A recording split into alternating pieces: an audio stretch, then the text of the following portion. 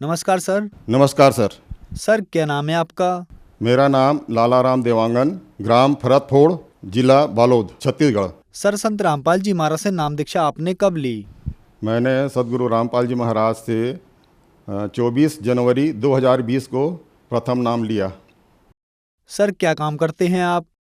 मैं अभी फ़िलहाल रिटायर हो गया हूँ, 2007 में रिटायर हुआ और मैं आयकर विभाग में प्रशासनिक अधिकारी के पद पर रिटायर हुआ। सर संत रामपाल जी महाराज से नाम दीक्षा लेने से पहले आप क्या भक्ति साधनाएं करते थे? नाम लेने के पहले मैं जो सांसारिक प्रथा जो चली आई है, जो माता पिता करते आए हैं वही सब करता था। मैं धार्मिक प्रीति था, इसलिए मेरे को ब्रह्मा कुमारी का ज्ञान ठीक लगा और मैं उनका हेड ऑफिस माउंट आबू गया। तो वहाँ उन लोग बोलते थे कि आप जो दान करते हैं आर्थिक दान के बजाय अपनी जब बुराइयों का दान करो। तो मैं पहले नॉन वेज, ड्रिंक और स्मोकिंग सभी करता था। सांसारिक बुराइयां मेरे में बहुत ज़्यादा थी। तो मैं सभी को मतलब संकल्प कर दिया था कि मैं सब छोड़ दिया। पर 1983 में गया था मैं, उसी समय से मेरा नॉन वेज छूटा। उसके बाद फिर मैं स्मोकिंग शुरू कर दिया, फिर ड्रिंक भी शुरू कर दिया। तो ये सब धीरे धीरे 92 में मेरा ड्रिंक छूटा। मेरी माँ बोलती थी, बेटा आप संसार में बहुत दुख पाते हुए हुआ हो, कभी भी कैसे भी संकट आए भगवान को मत भूलना। ये मेरे माँ के वचन थे। तो फिर संत रामपाल जी महाराज की शरण में आपका आना कैसे हुआ? कैसे आए आप संत रामपाल जी महाराज की शरण में? माँ के इन्हीं शब्दों के कारण मैं शुरू से ही धार्मिक प्रवृत्ति का हूँ और मैं रिटायर होने के बाद भी मेरा ये था नित्य क्रिया, मतलब कि मैं न्यूज़ सुनता था और धार्मिक चैनल देखता था।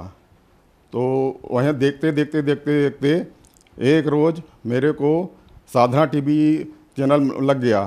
तो मैं क्या उसके प्रवचन सुनना शुरू किया, तो मेरे को बहुत अच्छा लगा। तब से मैं उनको सुनता रहा और उनसे मेरे बहुत ज्ञान हुआ।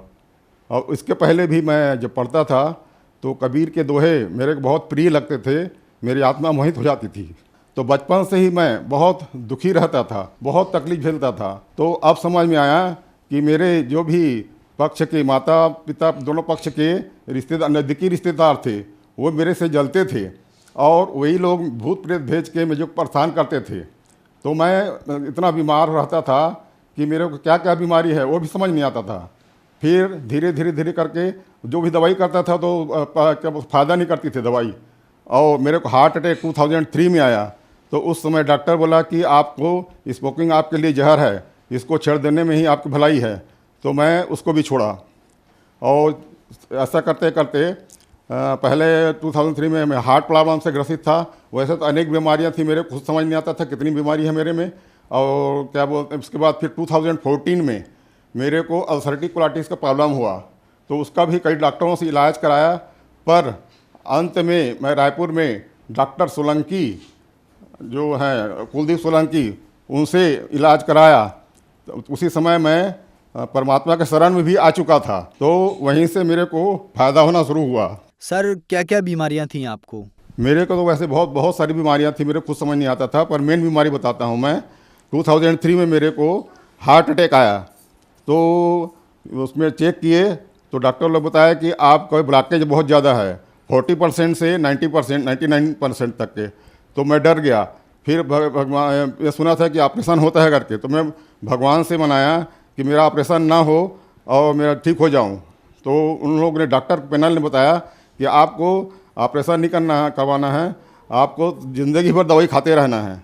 और मैं ज़िंदगी भर दवाई खाते रहा, पर मेरे को असर जो दूसरी बीमारी जो है 2014 में हुआ, तो वो अल्सरेटिव कोलाइटिस बोलते हैं, उसमें भी बहुत परेशान था मैं। मेरे को बार बार दस्त आता था, कमर से उठ भी नहीं पाता था, फिर लग जाता था।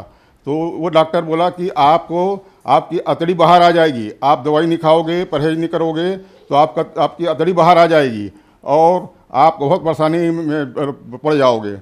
तो फिर उस डॉक्टर को मैं किया और फिर उसको मैं पता चला कि मैं सुपर स्पेशलिस्ट डॉक्टर सोलंकी हैं, डॉक्टर कुलदीप सोलंकी, रायपुर।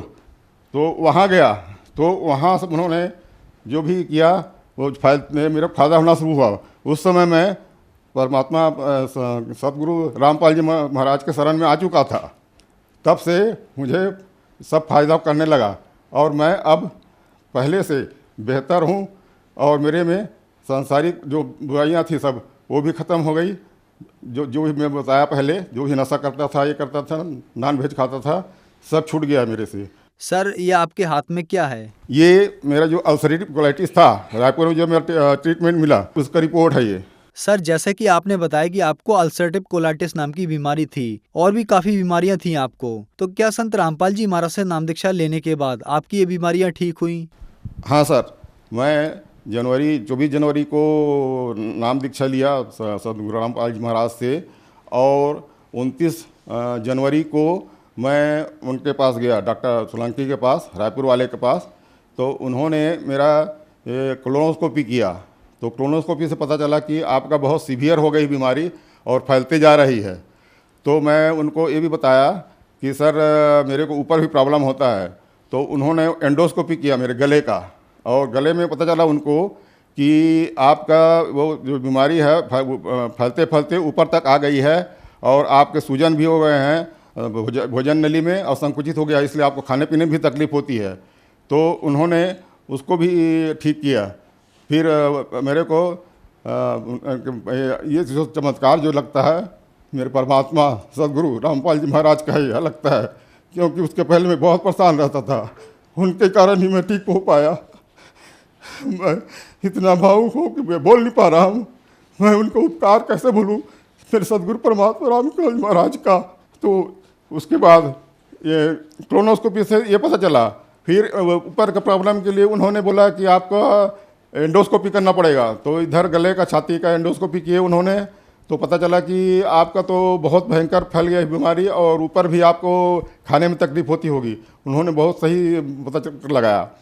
तब ये सब चमत्कार मेरे को परमात्मा का ही लगता है, सदगुरु रामपाल जी का मर लगता है। मैं बीमारियों से इतना परेशान था, हार्ट की बीमारी इतनी सारी खाता था और अल्सरेटिव कोलाइटिस का भी खाता था, तो भी मेरे को फायदा नहीं होता था। फिर मैं परमात्मा से अरदास लगाया, हे परमात्मा आप सबको ठीक करते हो, मेरी भी बीमारी सब दूर कर दो।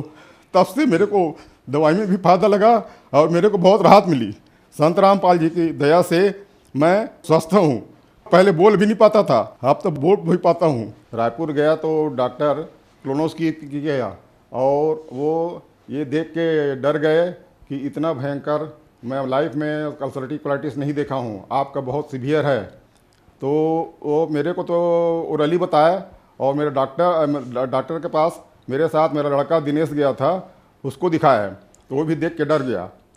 फिर बोले, मैं उनको बोला सर मेरे को ऊपर में ही प्रॉब्लम होता है। तो उन्होंने मेरे गले का भी एंडोस्कोपी किया, तो वो बोले आपकी ये बीमारी ऊपर तक फैल गई है और आपकी संकुचित हो गई है भोजन नली, इसके कारण आपको खाने पीने में परेशानी होती होगी, बोलने में भी परेशानी होती होगी। उनकी बात सही निकली। फिर मैं सतगुरु रामपाल जी महाराज से अरदास किया, प्रार्थना किया, तो उन्होंने मेरे को सब बोलने लायक भी कर दिया, खाने लायक भी कर दिया और मैं अब पहले से स्वस्थ महसूस करता हूँ। उनके प्रार्थना से मेरी बीमारी ठीक हुई। ये मेरा एंडोस्कोपी किए, जो कि उसके खराबी जो है गले की पता चलती है, तो छाती और गला में उनको पता चला और वो बोले आपकी ये बीमारी फैलते फैलते ऊपर तक आ गई है और आपकी भोजन नली बहुत ज़्यादा संकुचित हो गई है और ये मेरा एंडोस्कोपी रिपोर्ट है। अब मैं सदगुरु रामपाल जी महाराज की दीक्षा लेने के बाद, नाम दीक्षा लेने के बाद मैं अब पूर्ण रूप से स्वस्थ महसूस करता हूँ और मैं सांसारिक कामों में भी कर सकता हूँ। हालांकि मेरे को शिथिलता है, फिर भी पहले मैं इतना निर्बल हो गया था कि कुछ भी नहीं चल नहीं सकता था, न बोल नहीं सकता था, न ड्राइव कर सकता था, कुछ नहीं कर सकता था। पर अब उनकी संत रामपाल गुरु जी महाराज की कृपा से मेरे को अब सब करने की हिम्मत उन्होंने दी, मेरे को सामर्थ्य उन्होंने दिया है।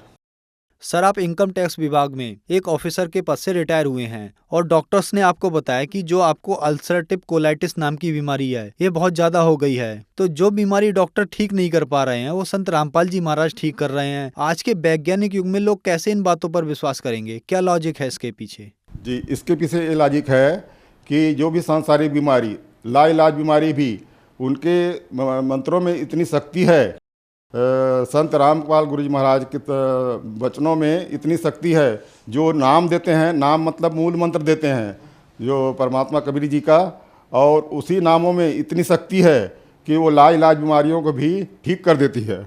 सर, जैसा कि आपने बताया कि आप ब्रह्मा कुमारी पंथ में थे, ब्रह्मा कुमारी पंथ वाले भी नाम देते हैं, उनके नाम से तो आपकी बीमारियां ठीक नहीं हुई, लेकिन संत रामपाल जी महाराज से नाम दीक्षा लेने के बाद आपकी सारी बीमारियां ठीक हो गई। क्या कारण है सर? जी, उन लोग नाम नहीं देते, उन लोग सिर्फ ब्रह्मा को ही मानते हैं, ब्रह्मा ही सब है, और शिव बाबा को मेन मानते हैं, मेन भगवान मानते हैं। पर वो लोग उनको मुरली बोलते हैं, उनकी जो भी शिक्षा है, और वो जो बताते हैं वो भी प्रेत बाधा ही लगती है मेरे को, क्योंकि जो उनका प्रमुख है शिव ब्रह्मा कुमारी का, वो उसमें प्रेत आता है और वो जो बोलता है वही इन लोग सब संसार को बताते हैं। पर वो नाम नहीं देते एक्चुअल, वो भी भटक रहे हैं, वो भी दूसरे भगवानों को मान रहे हैं, जो कि असली परमात्मा कबीर जी हैं उनका नहीं है ज्ञान, उनका ब्रह्म को ही मेन मानते हैं और शिव बाबा को मानते हैं। इसलिए इसमें फ़र्क है। और ये यथार्थ असली सच्चा ज्ञान ये परमात्मा कबीर जी का है, जो कि उसी मतलब मेरे सदगुरु रामपाल जी महाराज के रूप में आए हुए हैं कबीर जी, वही बताते हैं, वही से में बहुत पूरी शक्ति है, और पूरे विश्व में वो सबको अपने परम आत्मा को सबको ठीक करेंगे। सर, जैसा कि आपने बताया कि आप कबीर परमात्मा को मानते हैं, लेकिन आज तक के इतिहास में संत कबीर जी संत रूप में विश्वविख्यात प्रसिद्ध हुए, आप कबीर साहब जी को परमात्मा कैसे कह सकते हैं?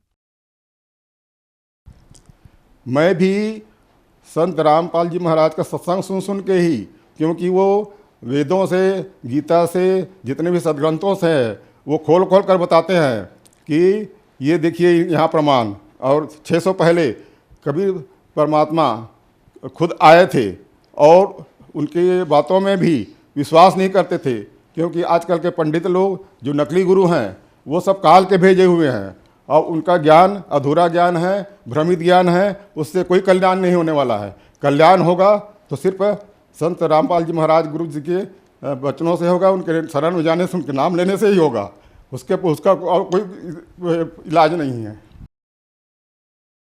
आपके कहने का मतलब है कि संत रामपाल जी महाराज ने प्रमाणों से सिद्ध किया कि कबीर साहब ही भगवान हैं। तो जो श्रद्धालु आज आपको देख रहे हैं, उनको आप क्या कहना चाहेंगे?